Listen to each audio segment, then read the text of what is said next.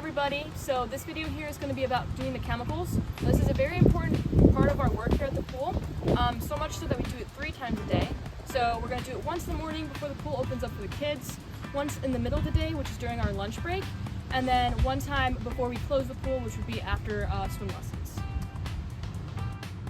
So the most important piece of this whole entire process is this red binder right here. Inside we have a whole table, and this is where you're going to be recording all the data that you get from these tests. Okay.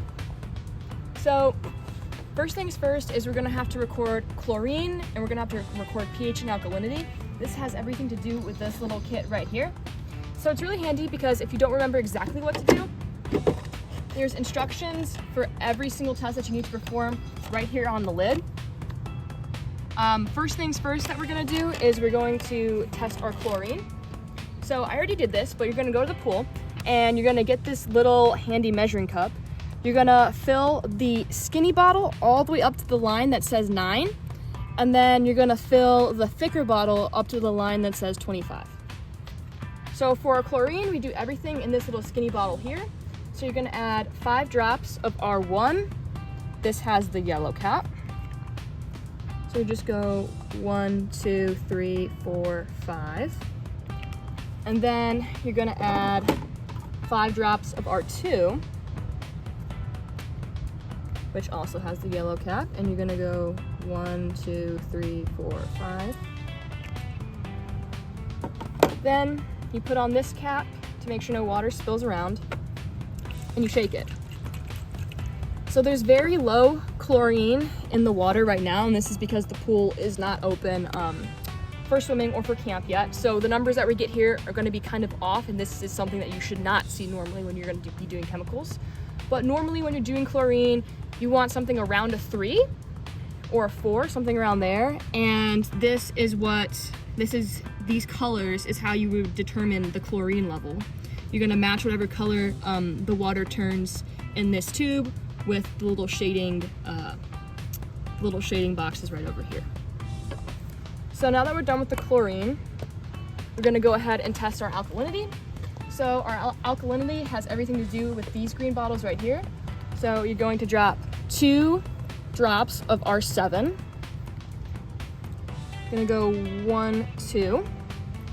Then you're going to do 5 drops of R8, again with the green cap. You're going to do 1, 2, 3, 4, 5.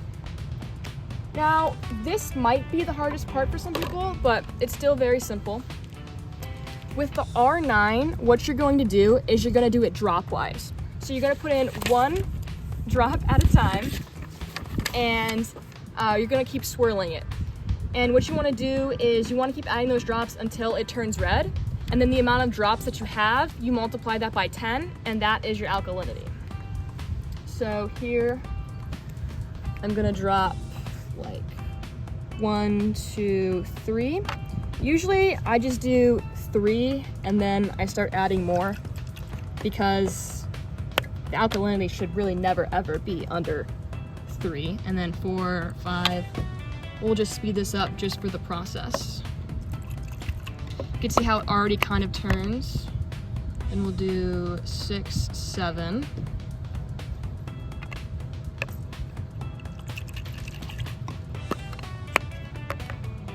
We'll do 8, 9.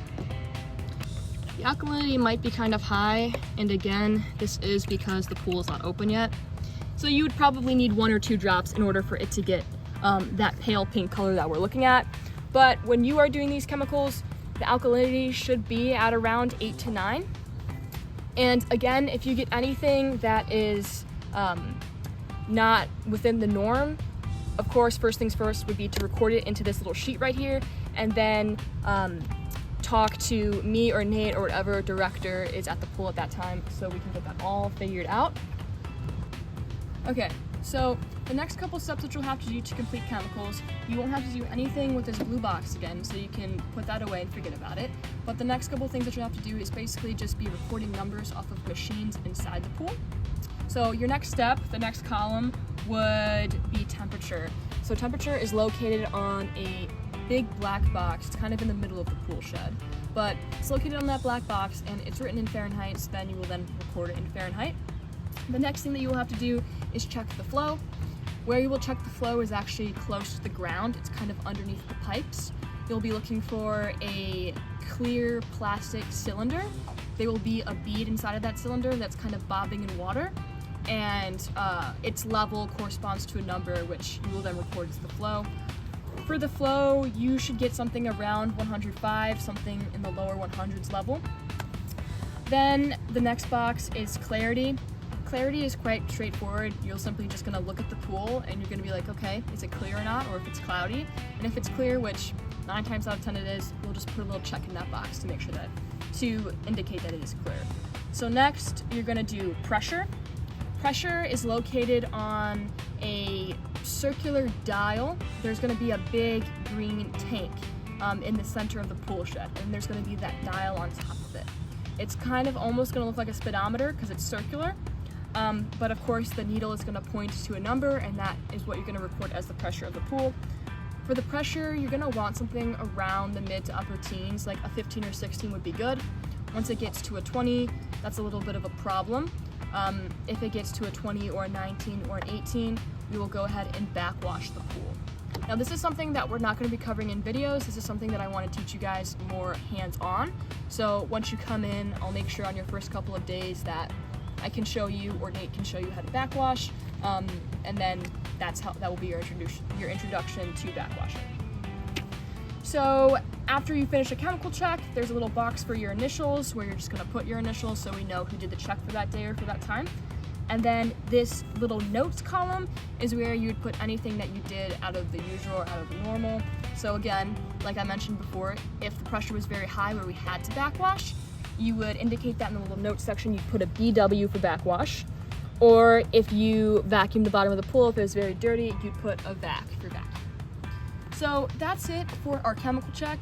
Again, pretty straightforward for the most part, but if you guys have any questions otherwise, of course, either come to me or Nate and we'll help you out with that. But this will be a responsibility that by the middle to end of the summer, you should be doing completely on your own without any help. But of course, you will be with me and Nate in the beginning, just making sure that you guys are picking up on those procedures before we ever tell you to do something by yourself, and just to make sure that you're comfortable.